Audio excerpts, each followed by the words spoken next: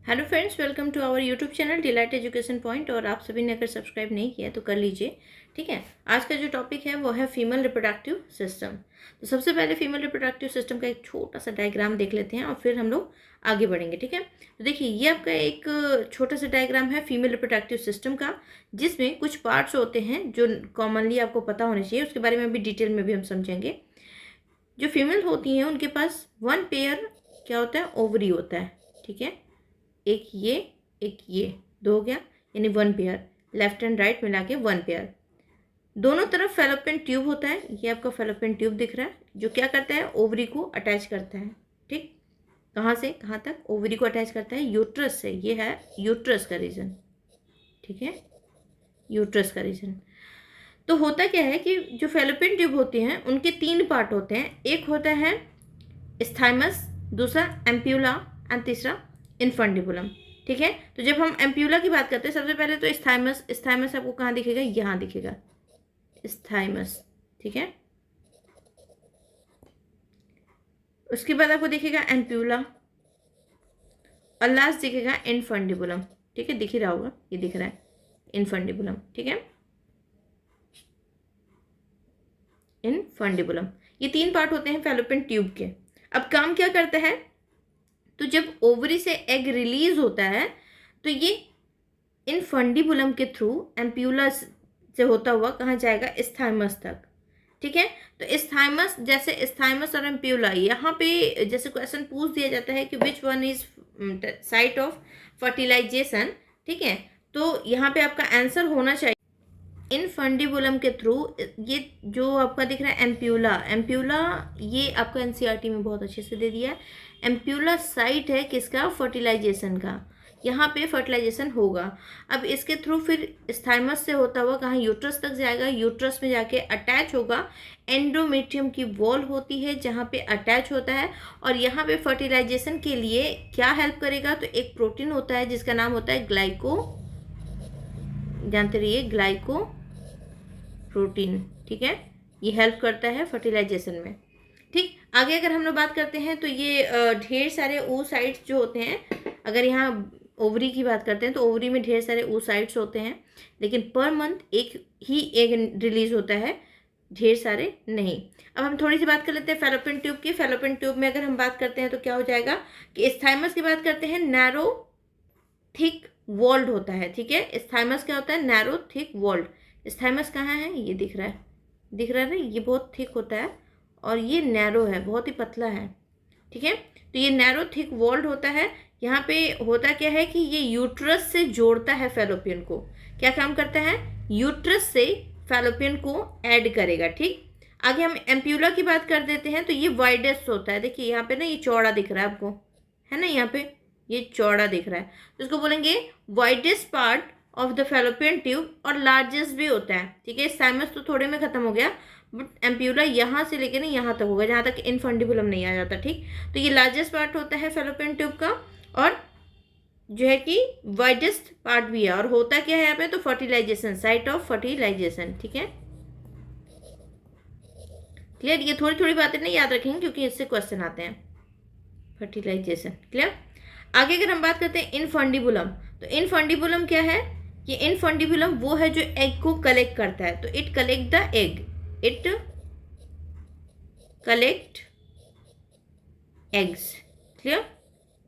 ठीक, और इसकी लास्ट में जब हम देखेंगे तो ऐसे फिंगर लाइक प्रोजेक्शन होगा जिसको फिम्ब्री बोलते हैं। क्या बोलते हैं, फिम्ब्री।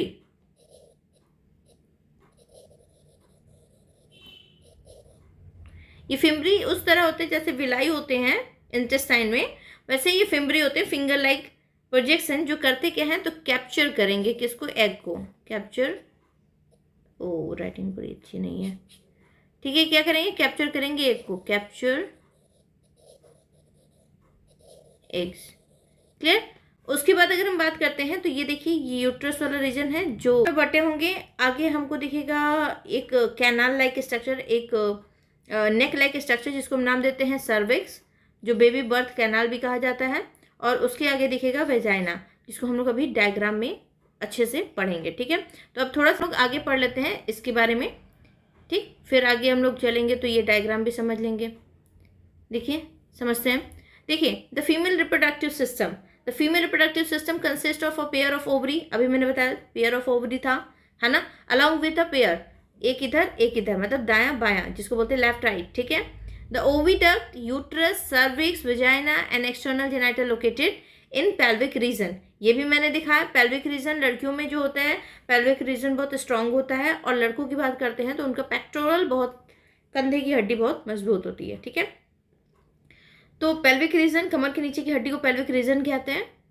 आगे देखते हैं, this part of system along with a pair of mammary gland, ये पूरा सिस्टम जो है फीमेल रिप्रोडक्टिव का, ये पूरा सिस्टम मैमरी ग्लैंड के साथ होता है। क्यों? क्योंकि जब भी हम बात करते हैं मैमरी ग्लैंड की, तो ये फीमेल्स में एक्टिव होता है, प्रेजेंट होता है, और ये काम क्या करता है, तो integrate structurally and functionally to support, ये सपोर्ट करता है। कब कब सपोर्ट करेगा? Of the processes of ovulation, fertilization, pregnancy and birth of child care. जब ओवुलेशन होगा तब ये हार्मोन्स इफेक्ट करेगा इसको, जो है कि फर्टिलाइजेशन में, फिर प्रेगनेंसी में, और बेबी बर्थ होगा तो बेबी को फीड कराने के लिए भी मैमरी ग्लैंड की ज़रूरत होती है, ठीक है। Ovary are the primary sex organ, ovary क्या है? प्राइमरी सेक्स ऑर्गन है फीमेल में। तो मेल में कौन है? मेल में टेस्टिस है, ठीक है, याद रखिएगा टेस्टिस है, ये लिखा भी है मैंने, टेस्टिस मेल में है, और फीमेल में जो है ओवरी है। That produce the female hormones as well as gamete, तो ये क्या प्रोड्यूस करेगा? गैमेट प्रोड्यूस करेगा, जिसको हम ओवम कहते हैं, एग कहते हैं। And several steroid hormones produce करेगा, जस्ट लाइक ओवेरियन हार्मोन्स, ठीक। The ovary are located at on each side, ovary कहाँ लोकेटेड होता है? दोनों साइड, लेफ्ट एंड राइट मैंने दोनों में दिखाया, दोनों साइड लोकेटेड होता है। Each ovary is about 2 to 4 centimetre length, दोनों ओवरी की साइज जो होती है 2 से 4 सेंटीमीटर लेंथ की होती है, ठीक है। Connected to pelvic wall and uterus by ligament, ये किससे जुड़े होते हैं? यूट्रस से कैसे जुड़ेंगे ओवरी? तो लिगामेंट के थ्रू, ठीक है, लिगामेंट्स के थ्रू जुड़ेंगे।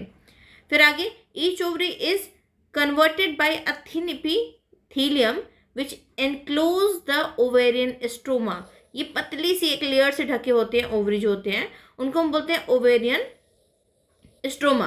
The stroma is divided, stroma कितने पार्ट में डिवाइड होता है? तो 2 जोन में डिवाइड होता है। एक होता है पेरिफेरल कॉर्टेक्स, और दूसरा अंदर वाला होता है इनर मेड्यूला। अंदर के साइड मेड्यूला होता है, बाहर के साइड एपिफेरल कॉर्टेक्स होता है। द ओविडक्ट, फैलोपियन ट्यूब की बात कर रहे हैं, uterus and vagina constitute the female. हम लोग देखते हैं ओविडक्ट, यूट्रस एंड वेजाइना, ये पार्ट है फीमेल रिप्रोडक्टिव सिस्टम के। एसेसरी डक्ट कौन कौन से होते हैं? तो each fallopian tube about 10 to 12 centimetre long, ये तो हम लोग को पता होना चाहिए, पूछा भी जाता है क्वेश्चन कि कितनी लंबाई है फैलोपियन ट्यूब की, तो 10 से 12 सेंटीमीटर, 10 to 12 सेंटीमीटर लॉन्ग है। From the peripheral of each ovary to the uterus, peripheral ovary से लेके यूट्रस तक की बताया है 10 to 12 centimetre. The part of closer to the ovary, the funnel shaped infundibulum, funnel shape क्यों बोला गया? क्योंकि ऐसे ऐसे निकला ना, देखिए ये स्ट्रक्चर, और यहाँ से ऐसे जाएगा, तो ये फनल शेप है ना, ये एक फनल हम लोग लेते हैं, कोनिकल फ्लास्क वगैरह लेते हैं, फनल लेते हैं, फनल जैसा होता है वैसा ये स्ट्रक्चर है, उसको नाम दिया गया है infundibulum. And the Aedes infundibulum, the Aedes of the infundibulum possesses finger like projection, ये देखिए फिंगर लाइक प्रोजेक्शन, ठीक, कॉल्ड फिम्ब्री, इसको क्या कहते हैं? फिम्ब्री कहते हैं, ठीक है। तो ये बोल रहा है कि एक जो है कि इनफंडिबुलम का पार्ट है, ये कह रहा है कि जब हम लोग बात करते हैं फैलोपियन ट्यूब की, तो फैलोपियन ट्यूब में इनफंडिबुलम जो है वो कैसा है?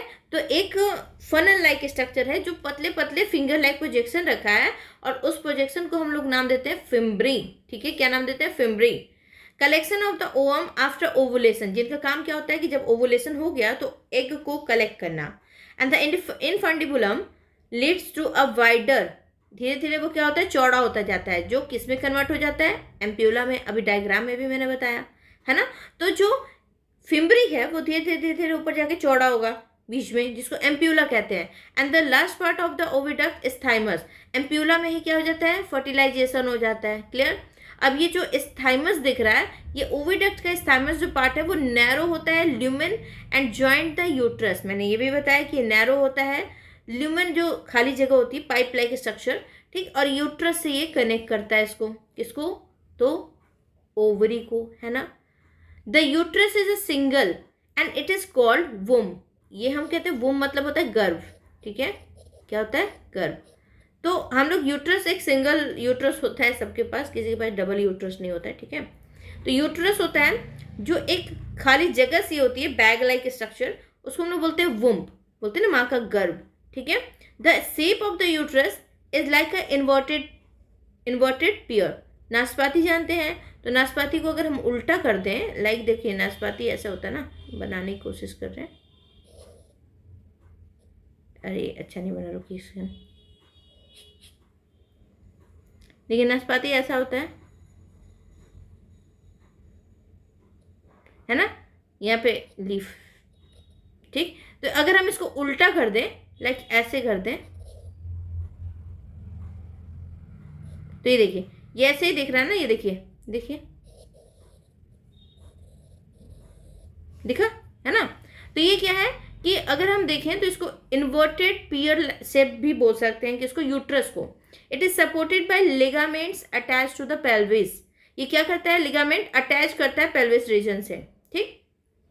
Wall of the uterus open into vagina. कहाँ पे खुलता है यूट्रस का वॉल, तो वेजाइना में, through a narrow pipe like structure, जिसको मैंने बोला था बर्थ कैनाल, तो दैट इज कॉल्ड सर्विक्स। तो सर्विक्स के थ्रू यूट्रस कहाँ खुलेगा, वेजाइना में। The cavity of the cervix is called cervical canal. इसको कैविटी जो जगह होती है, खाली जगह, कहाँ पे, सर्विक्स में, उसको बोलते हैं cervical canal. Which along with vagina, जो किसके साथ होता है, वेजाइना के साथ, फॉर्म्स द बर्थ कैनाल। और क्या बनाता है, बर्थ कैनाल, मैंने अभी बताया। The wall of the uterus has 3 layers of tissue. 3 tissue से बने होते हैं, कौन कौन सा, तो एक्सटर्नल थीन मेम्ब्रेन जो होता है इसका, ठीक है, उसको नाम देते हैं पेरीमेट्रियम। बीच का जो मिडिल थिक वॉल होता है, उसको स्मूथ होता है मसल्स, उसको बोलते हैं मायोमेट्रियम।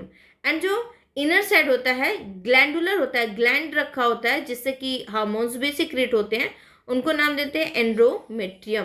तो जब हम लोग बात करते हैं बर्थ कैनाल की, तो 3 पार्ट्स में होते हैं, पेरिकार्डियम, मायोमेट्रियम एंड एंड्रोमेट्रियम, ठीक।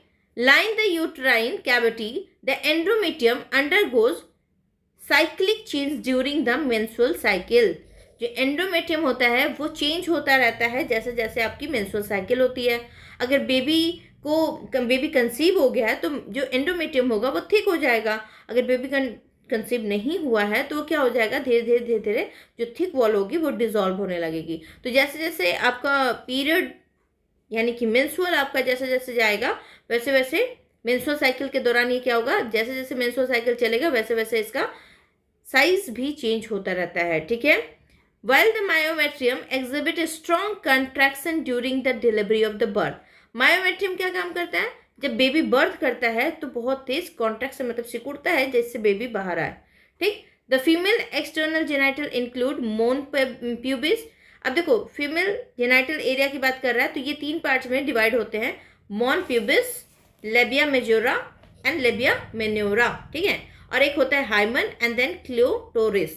इन 5 का क्या काम है अभी बताते हैं, ठीक है। पहले हम लोग पढ़ लेते हैं थोड़ा, फिर डायग्राम के थ्रू बताते हैं। Mons pubis is a cushion of fatty. Mons pubis जो होता है वो फैटी मतलब जो ढेर सारे टिश्यू आपस में कलेक्ट होके ये एरिया बनाते हैं, ठीक है। Tissue cover by skin and pubis hair. ये टिश्यू जो होते हैं वो स्किन और प्यूबिस हेयर, छोटे छोटे हेयर के जरिए ढके होते हैं। The labia majora are fleshy fold.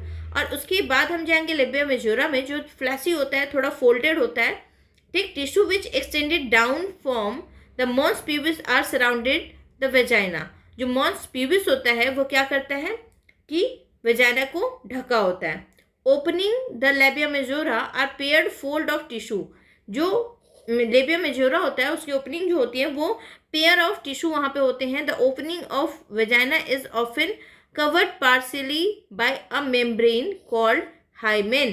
जो हम लोग वेजाइना की लेयर बोलते हैं, तो वेजाइना की जो अंदर साइड एक लेयर मिलती है जिसको हाइमेन कहते हैं। एंड द क्लिटोरिस जो होता है, clitoris is a tiny finger like structure that lies the upper junction of the 2 labia majora above the urethral opening. The hymen is often torn during the first coitus, यानी coitus का मतलब हो गया intercourse, However, it can also broken by sudden fall of joint inserted of vaginal tampon.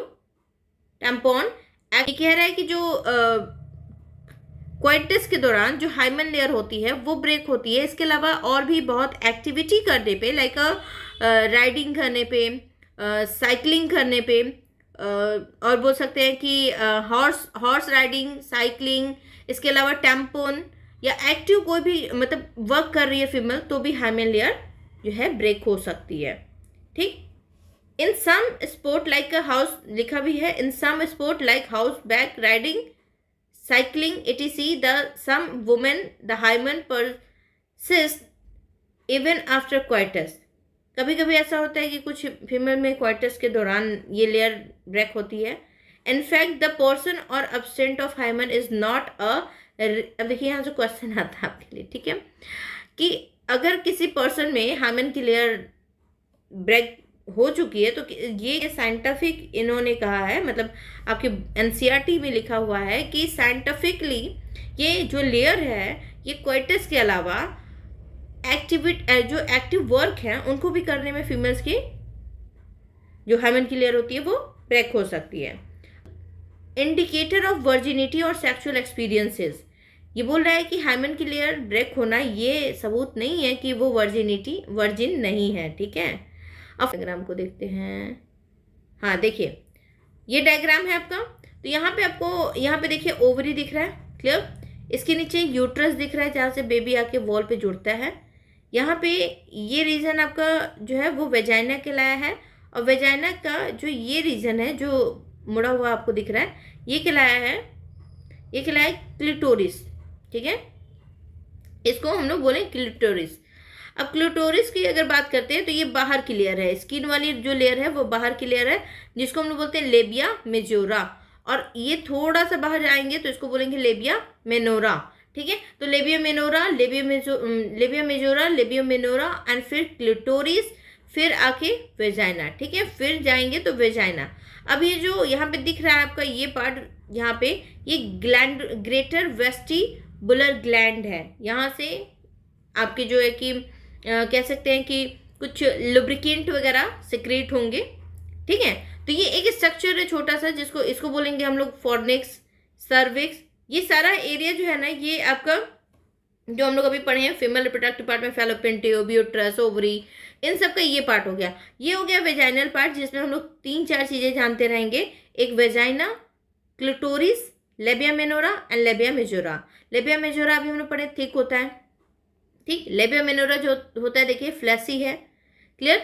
और आगे हम लोग जब पढ़ेंगे कि क्लिटोरिस, तो क्लिटोरिस जो होता है वो क्या होता है, अंदर की लेयर होती है जिसमें कि जनरली कुछ लिक्विड सब्सटेंसेस निकलते हैं और इसके अलावा हार्मोन्स भी आके मिक्स होते हैं। ठीक है, ये होता है वेजाइनल पार्ट, ये फीमेल का वेजाइनल पार्ट है जहाँ से कि बेबी बर्थ वगैरह, and it is the common passage of baby birth as well as urine secretion, clear. तो ये थोड़ी सी डायग्रामेटिक स्ट्रक्चर था, तो याद रखेंगे आप लोग। और अगर पूछा जाए कि जो यूट्रस मतलब आपका पूछा जाए कि बर्थ कैनाल कितने टाइप में बटा है, तो 3 पार्ट में। कौन कौन सा, myometrium, perimetrium, myometrium and endometrium. Endometrium जो होता है वो थिक होता है, जैसे जैसे एंडोमेट्रियम में चेंजेस आते हैं, कब, जब मेंस्ट्रुअल साइकिल जैसे जैसे कंप्लीट होती है तो उसकी साइज भी बढ़ती है और फिर घटेगी अगर मेंस्ट्रुअल साइकिल कंप्लीट हो गया तो। ठीक है, क्वाइटस मतलब होता है इंटरकोर्स, और जनरली ये जानते रहेंगे कि लेबिया मेजोरा जो होता है जो यूथरल ओपनिंग होती है उसके पास होता है, और जो लेबिया मेजोरा होता है वो फोल्ड होता है अंदर से, टिश्यू का फोल्डिंग होती है, फ्लेसी होती है। ठीक है, लेबिया मेजोरा में क्या दिखा था, तो लेबिया मेजोरा में पॉन्स, यहाँ पे मॉन्स प्यूबिस, लेबिया मेजोरा, इन सब की बातें हुई थी। तो ये जो होता है वो क्या होता है, एक्सटर्नल जेनाइटल एरिया होता है जहाँ पे छोटे छोटे हेयर मिलते हैं, और ये बहुत ही थिक होता है। ठीक, आगे चलते हैं। हाँ देखिए, अब डायग्रामेटिक देखेंगे। अभी हम एक चीज़ और समझ लेते हैं, क्या, तो मैमरी ग्लैंड। यहाँ से हम लोग देख मैमरी ग्लैंड। ये मेमरी ग्लैंड जो होते हैं वो किसके कैरेक्टर होते हैं? फीमेल के। ये मेमरी ग्लैंड जो होते हैं वो किसके कैरेक्टर होते हैं? फीमेल के। ठीक है, तो पहला है a function of mammary gland is characteristic of all females, females में होता है। ठीक है, the mammary gland are paired structure, दो होते हैं। जितनी भी फीमेल्स आपने देखा होगा सबके पास मेमरी ग्लैंड दो होते हैं, जिसको हम लोग जनरली लैंग्वेज में ब्रेस्ट बोलते हैं। ठीक है, ग्लैंडुलर टिश्यू होते हैं and variable amount of fat, उसमें फैट भी होता है, साथ ही साथ ग्लैंडुलर टिश्यू होते हैं। The glandular tissue of each breast is divided into 15 to 20 memory lobe. ये 15 to 20 मेमरी लोब में डिवाइड हो जाते हैं। कौन? ग्लैंडुलर टिश्यू कॉल्ड एल्वोलाई, जिनको हम नाम देते हैं एल्वोलाई। ठीक है, जैसे कि अभी डायग्राम में भी हम लोग देख लेते हैं। ये देखें, ये दिख रहा है क्या? क्या एल्वोलाई, हाँ ये देखिए एल्वोलस मेमरी ग्लैंड दिख रहा है एल्वोलस। तो ये क्या होते हैं कि 15 to 20 लोब में बटे होते हैं। ठीक है, लोब में बटे होते हैं, 15 to 20 लोब में ये बटे होंगे। ठीक, आगे क्या? आगे देखिए, ये बोल रहा है कि the cavity lumens of alveoli, the alveoli open into the memory tube. ये कहाँ ओपन होते हैं? मेमरी ट्यूब में। तो यहाँ पे हम लिख सकते हैं कि सबसे पहले क्या हो गया कि ग्लैंडुलर टिश्यू कन्वर्ट हुआ किसमें? एल्वोलाई में, एल्वोलाई। ठीक, और एल्वोलाई से ये कन्वर्ट हुआ किसमें? तो मेमरी ट्यूब में। क्लियर? ठीक, समझ रहे हैं? And the tubes of each lobe join to form a mammary duct, और सारे के सारे जो ट्यूब होते हैं, ठीक है, वो क्या होते हैं कि लोब के साथ ज्वाइन होके, लोब से ज्वाइन करके क्या बनाएंगे? क्या बताइए? लिखा हुआ है सब कुछ, मेमरी डक्ट बनाएंगे, है ना?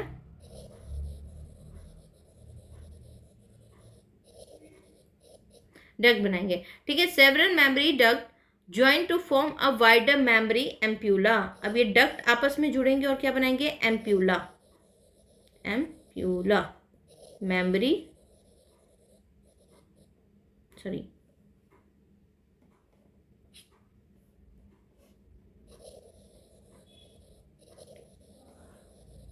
मेमरी एम्प्यूला में चेंज होंगे। ठीक है, which is connected to lactiferous duct, जो कनेक्ट होंगे किससे? Connect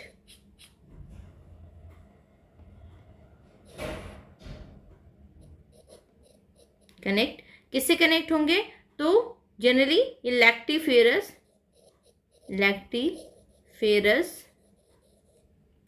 duct.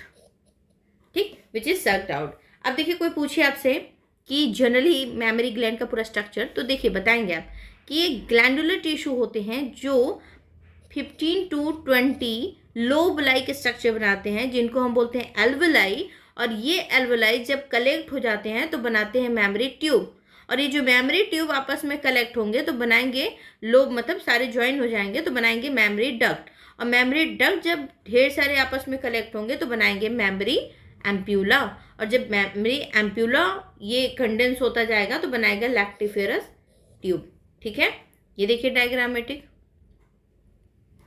ये देखिए सबसे पहले ये क्या दिख रहा है? मसल्स दिख रहा है, रिब दिख रहा है, यहाँ पे पेक्टोरल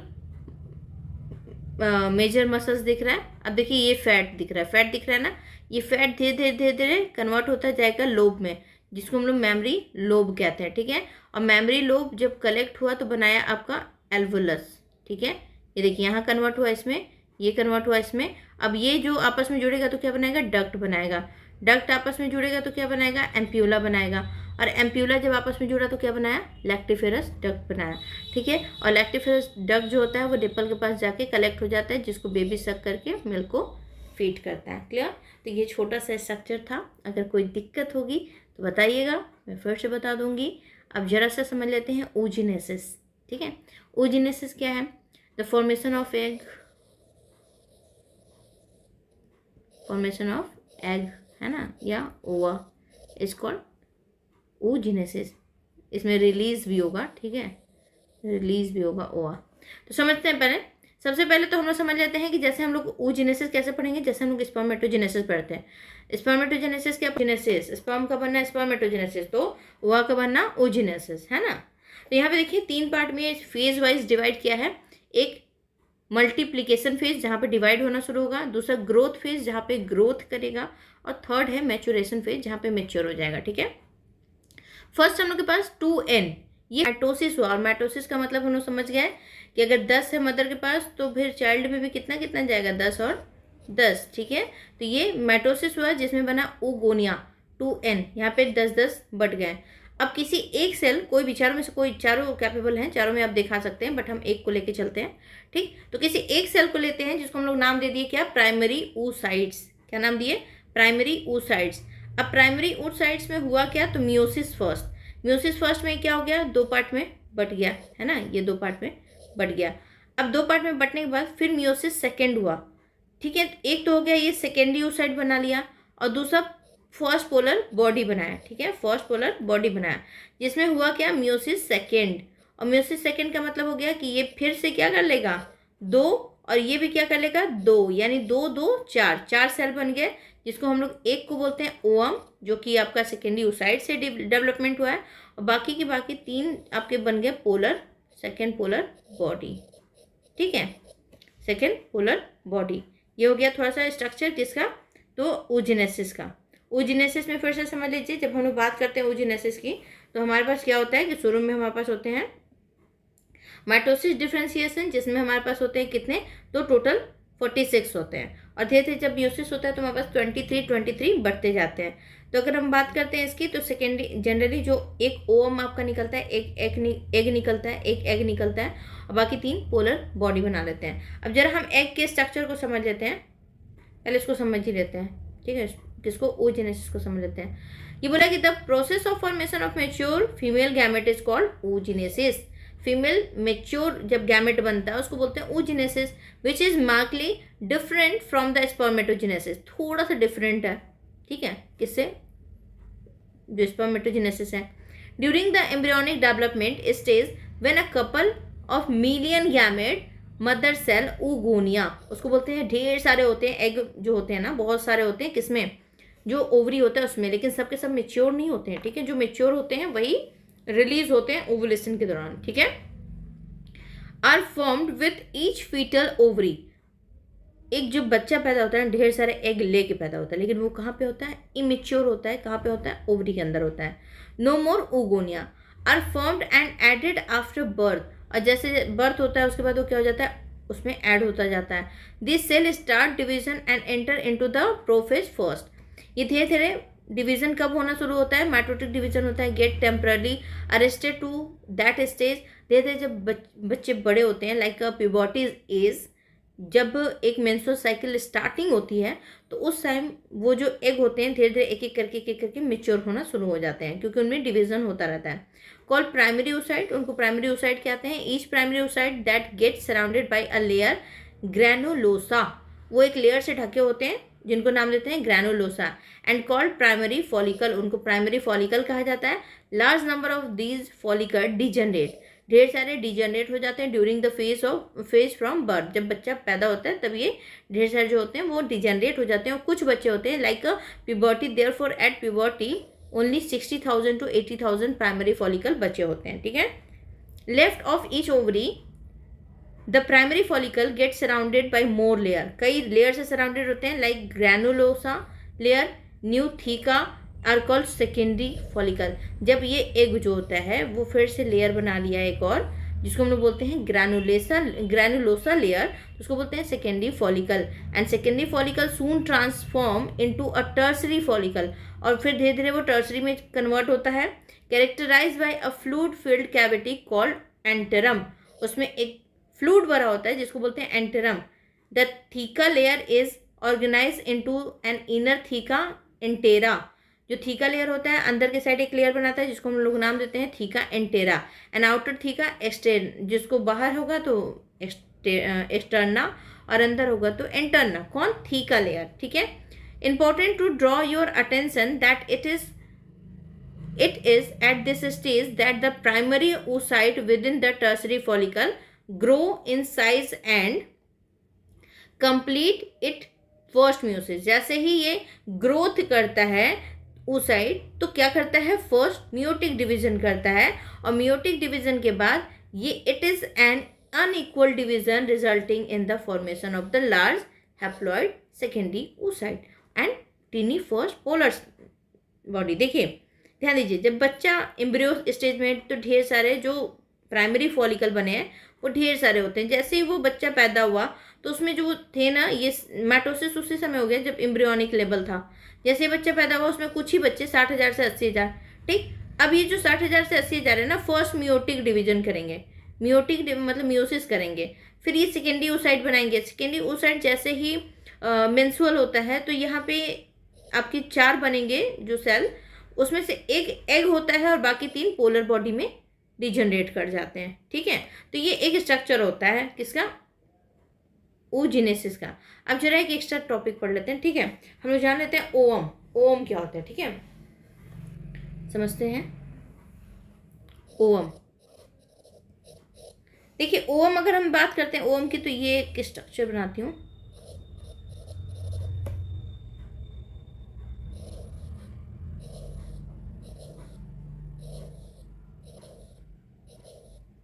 ये स्ट्रक्चर एक ओवम का बनाते हैं. ठीक है,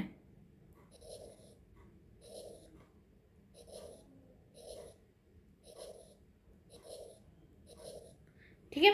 और यहाँ से अगर हम लोग देखें तो इनमें 3 लेयर दिख रही है हमको. कौन कौन सी, तो इनर, मिडिल एंड आउटर. कौन कौन सी, इनर, मिडिल एंड आउटर. ठीक है, जो इनर लेयर दिख रहा है हमको, ये इसको हम लोग देख रहे हैं तो ये कैसा दिख रहा है, बहुत ही थिक दिख रहा है. कैसा दिख रहा है, थिक दिख रहा है. ठीक, यानी ये थिक लेयर है. ठीक, कैसी लेयर है, थिक लेयर है. किसकी बनी होती है, तो प्लाज्मा मेम्ब्रेन. किसकी बनी होती है, तो प्लाज्मा मेम्ब्रेन. या एक और चीज कह सकते हैं, तो क्या, तो इसको और करके लिख लीजिए. एक और चीज होता है, वो होता है विटेलाइन मेम्ब्रेन. इसको क्या कहते हैं, विटेलाइन